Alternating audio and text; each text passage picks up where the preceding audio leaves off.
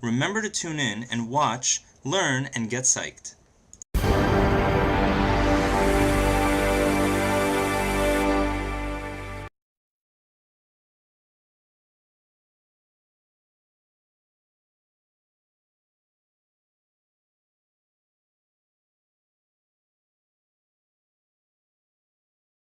In October 2012, Superstorm Sandy hit the northeastern United States, knocking out power, homes, transportation, and devastating thousands of families.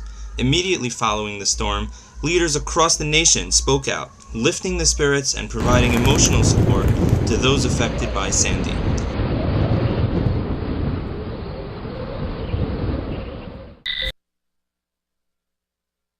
This week we've been humbled by nature's destructive power, but we've been inspired as well. For when the storm was darkest, the heroism of our fellow citizens shone brightest. That's who we are. We're Americans, and when times are tough, we're tougher. We put others first, we go that extra mile, we open our hearts and our homes to one another as one American family. We recover, we rebuild, we come back stronger, and together we will do that once more. Several weeks after the storm, we explore how individuals, families, children, and first responders are coping with the physical and mental effects of Sandy as they begin to look forward and rebuild for the future. In this special report, we'll hear from Lions Clubs International, the largest worldwide community service organization, the Disaster Distress Helpline, a hotline for those with mental distress after disaster, and mental health first responders from the American Red Cross. Just as we have to provide crisis counseling services to the individuals and families who experience the disaster firsthand, this can also be a trying time for first responders and disaster relief workers who are working long hours. You're working very tirelessly to provide support to those in need. And so we want Lions Club and other organizations to know that the Disaster Distress Helpline is available to you all as well. Hello, my name is Gloria Asu. I'm the immediate past district governors of the Lions of Brooklyn and Queens. Our district is District 20K1. We have a district of about 2,300 Lions, and I am one of the first responders. Lions and LCIF are there with emergency grants and volunteers providing much needed relief. We cannot physically go in and help every single household, but if we can just give them a little piece of hope and let them know that they can get back on their feet. And I always let them know that it seems bad right now, but we as Lions going to be here for you to see you through. With grants from LCIF and donations collected by clubs, districts, and members, Lions have been able to provide basic necessities. Massachusetts Lions drove to New York and set up a soup kitchen. Other Lions came to assist with the massive cleanup. From near and far, Lions are reaching out to help Sandy's victims. A true Lion, Rosemary was out helping others the day after her dramatic rescue. There's always someone worse than you. I was not doing anything. As you see my house, I couldn't stay in here. I went to help. I needed a blanket. Immediately after the water receded, Lions started venturing into heavily affected areas to see what was needed and to deliver goods directly to residents. And Lions keep coming back. As you can see, even though it's winding down, we are still here, packing up, making distributions to areas that are still in need. I'm here with Sue Stalford. Sue, tell me a little bit about what you are doing here in this disaster area. I'm a volunteer working for the American Red Cross, and I actually have come from a chapter in Tennessee, in West Tennessee. It's Jackson, Tennessee. And I am a semi-retired. I have a little private practice that I have in Jackson, and I do that when I'm not going to disasters. And mental health workers are pretty important, so they get called pretty often. Okay, so you go wherever the need is? Yes. Okay. At this point in the disaster, people are now beginning to get frustrated because they still are out of their homes. They're worried about their children. Right now, we don't have any shelters open. New York City, I understand, has a couple open. But ours are now closed, and so that means you've got families often with 3 or 4 children living in a hotel room that's really designed for just a couple of people. And they're trying to get their kids back into a regular routine. They're trying to get them to school. Some kids are having more trouble than others resuming their routines. and mamas and daddies are worried about them. I'm sympathetic with their position. I understand that they are worried and concerned not only about themselves but their children. And so a lot of times they kind of get in trouble because they're not attending to themselves because they're so conscious of what their children may need. And so we're trying to make sure that we have contact with all of them, either by phone or in person, to make sure that we understand what they're needing now that they are at this phase in their recovery. What are some contact numbers for some of the local resources that you might want to offer us? Well, we have a couple that we're giving people, particularly if they're having still having emotional reactions and still concerned about things. One is the Disaster Distress Helpline, and that's at 1-800-985-5990. People who like to text can also text to that same place to 66746. And then we also have a wonderful agency that you're probably familiar with in this area called Met Council. Yes. And their phone number is 212-453-9500. They're used to helping lots of people who have poverty issues or who are sort of on the borderline of having financial problems. And they're open to anybody to help everyone with housing, feeding, anything.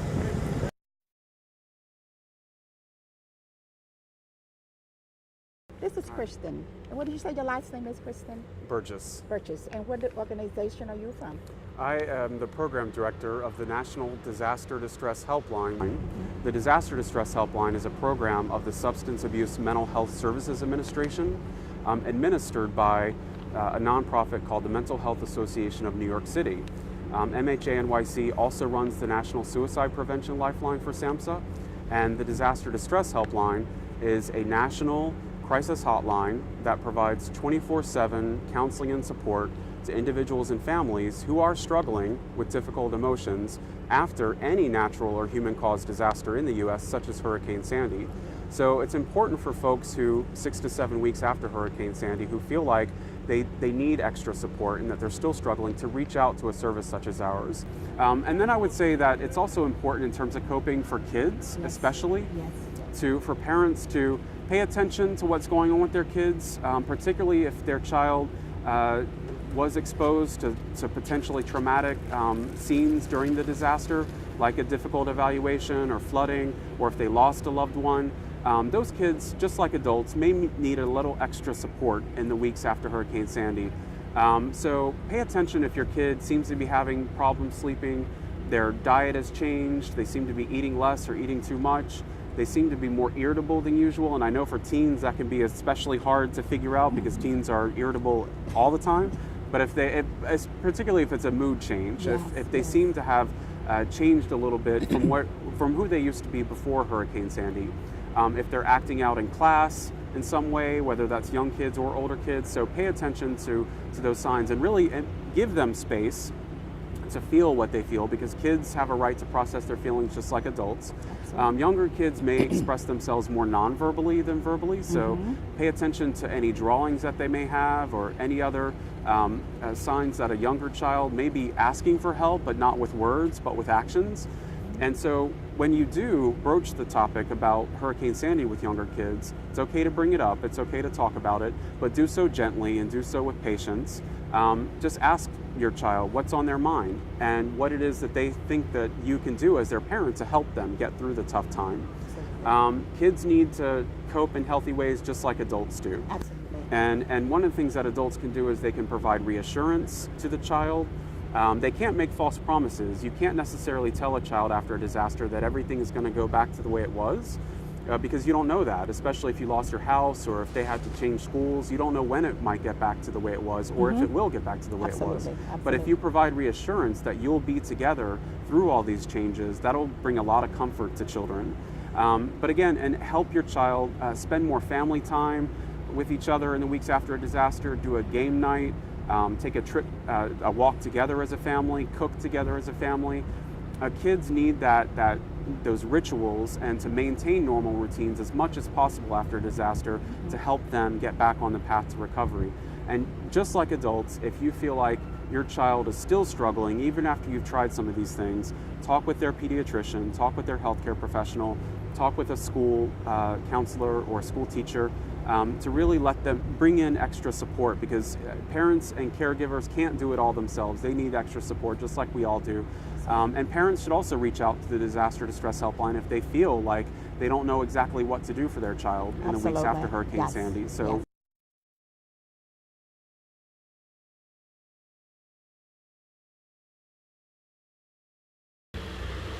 I would like to know from you, Kristen, a little bit about the emotional impact of the people who were affected by Hurricane Sandy disaster. Sure. Well, with a disaster the size of Hurricane Sandy, in terms of the size of scope, the loss of lives, the amount of property that was damaged and lost, as well as simply the event itself, there are wide-ranging number of emotional effects from a disaster like this, including anywhere from temporary reactions, which could be problems sleeping, change in routine that has resulted in distress like confusion or overwhelm. But a lot of people who experience disaster like this are frustrated, overwhelmed, angry at not having basic needs. Sandy had a huge impact in terms of the loss of power,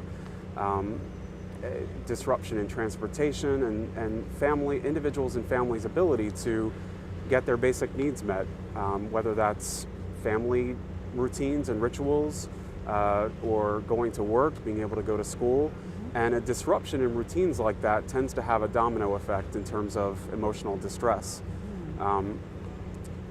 Most people that experience disaster will have temporary reactions that will go away with time, particularly when folks are getting support from their loved ones and from their support network that they had before the disaster. However, there are some folks who, depending on the extent of exposure during the disaster, they may have lost a loved one in the disaster, they may have had a difficult evacuation where they were surrounded by floodwaters before someone came to rescue them. So for some folks, they may have a bit more of a struggle in terms of the recovery process, and their distress symptoms may be a little more heightened than those who will have temporary reactions to the disaster. Okay. So in essence, you're saying, Christian, 6 to 7 weeks later, the effect is... Yeah, most people 6 to 7 weeks after Hurricane Sandy are in the process of recovery and working to rebuild and get back to life as it was before Hurricane Sandy. But for those who lost their homes or had significant damage to their homes, who may have had to switch schools, who may not be able to get to work still, that's taking a little bit more. And so we need to give those people a little bit more support, a little bit more help and recovering. For many people, although I say that we're in the recovery process, for many people this may take weeks and months to come in terms of recovering and rebuilding. So we can't forget that. While many people move on, others are still struggling. And that can be hard for those people too. When people are looking around them and seeing things get back to normal, the camera crews are going away. Some of the disaster organizations might be pulling out 6 to 7 weeks in. They might feel even more isolated or even more frustrated because they feel like they haven't been able to move on yet. And so those are the folks that we really need to give some extra support to right now.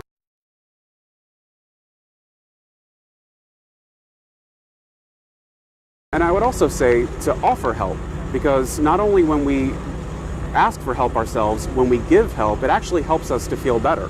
There are a lot of organizations out there after Hurricane Sandy that still need volunteers. And so if you're able to, give your time, volunteer at an animal shelter, at a senior center, at an after-school program. There are many volunteer opportunities that if you're struggling emotionally and you're able to, it can actually not only help someone, but help yourself. Well, you know what's really wonderful about that? I've been out in a lot of the communities, and particularly on pretty days like today, they'll be out working on their houses. And almost invariably, every time I stop and talk to someone to kind of check and see how they're doing, they're not working on their own house. They're working on their cousin's house or their uncle's house or their brother's house, somebody else's house. And so these little communities are pretty tight, and so they really help each other. And as you know, often in helping someone else, it helps you. No, I know that personally one of the Lions in our area, her house was destroyed. Right. And she made a statement since she could not be in her house. she decided that she would go out and help some of those other persons that are in need. Exactly. You know, Yep. That's awesome. Disasters often bring out the very best in people. That's right. And we've had some great support during this past disaster. In terms of healthy coping, to really think about what I call engaging in active healthy coping. So a lot of times people, to get through tough times, they may sleep, they may listen to music or watch TV or play video games. That's especially true for kids and teens. But it's actually, after tough times, it's important to really engage your mind, body, and spirit. So think about those things that are going to engage all three. Take walks if it's safe to do so in your neighborhood. Take up a new hobby or practice a hobby like knitting or arts and crafts. Cook meals. Do something that'll really get you out and engaged, because the more active the coping, the more likely it is that it's going to help you to really get through a tough time like Hurricane Sandy. And then finally, I would say, in terms of coping, that it's also really important to know your limits, and that if you feel like you've tried everything, you've tried talking to someone, you've tried active healthy coping, you've tried helping other people, but you still feel like you're struggling, to talk to a healthcare professional, talk to someone you trust, or call a service such as the Disaster Distress Helpline, because what may be a temporary reaction to distress, what may seem like a temporary reaction, may actually indicate deeper mental health concerns such as depression, suicidality, substance use, which can happen after experiencing a major disaster like Hurricane Sandy. And so it is really important for those who may feel like there's deeper issues underlying their distress to reach out for further help. And Disaster Distress Helpline can not only provide an intervention and talk to people about whatever's on their mind, but also connect them with local services.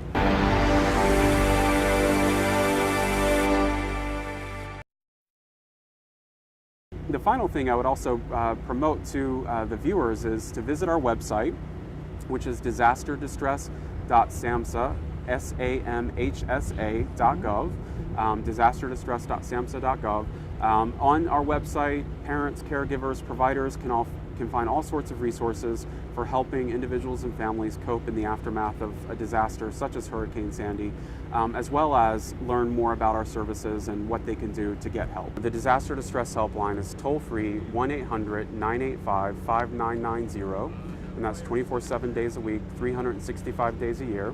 And we also have 24/7 crisis counseling in Spanish, as well as crisis counseling in over 100 languages, most major languages spoken in the U.S. If you call our helpline, our counselor can connect with an interpreter in that language so that the counselor and caller can have a conversation in their native language.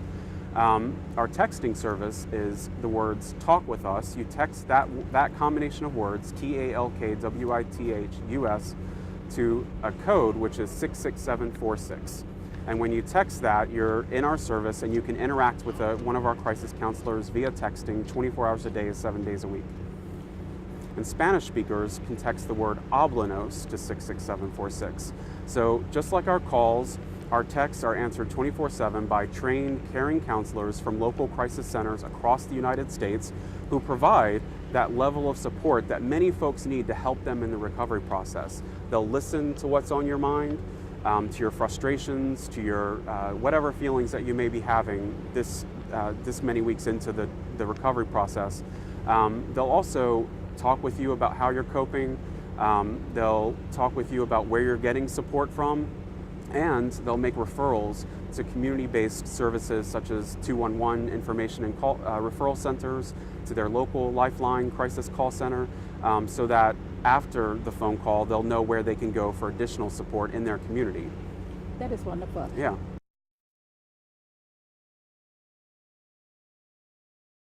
And I do understand that some of the organizations will be moving out because it's been a period of time. Yeah. But I guess you can let the people know the Lions Clubs International. Absolutely. Be here with them. There are many, although there Yeah. we'll see fewer and fewer organizations on the ground as more and more people recover, but there are still so many organizations on the ground, such as Lions Club, such as the American Red Cross, such as the North Carolina Baptist Men, which is who we're standing in front of right here.